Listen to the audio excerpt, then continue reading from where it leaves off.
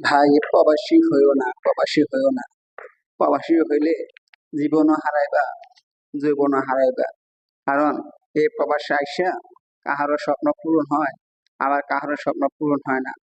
কেউ হয়ে যায় ধনী, কেউ হয়ে যায় ভিখারি, আবার কেউ কোটিপতি।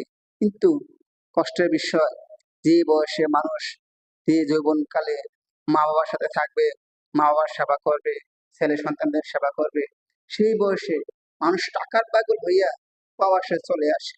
কিন্তু স্বপ্ন পূরণ কারো হয়, কারো হয় না। কিন্তু স্বপ্ন ঠিকই পূরণ হয় এক সময় গিয়ে, কিন্তু তখন আর তার শখের বয়সে থাকে না। যখন শখের বয়সে থাকে না, তখন কি হবে তার টাকা দিয়ে? কিন্তু এক সময় দেশে গিয়ে টাকা কামাই করতে পারে না, তখন ওই পরিবারের সবাই তাকে আর তত একটা ভালোবাসে না।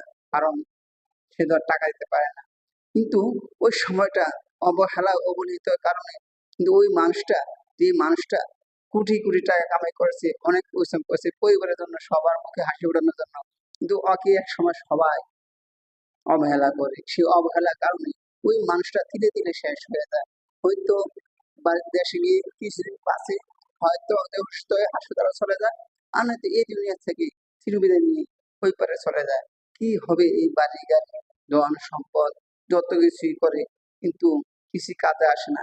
কিন্তু ভাই, যারা প্রবাসী হয়েছেন, নিজের জন্য কিছু করবেন, সবগুলা খালি পরিবারের জন্য করেন না, নিজের জন্য কিছু রাখবেন, আর হয়তো শেষ বয়সে সুখী হবেন। আপনাকে সুখী হবার একটাই পথ, একটাই রাস্তা।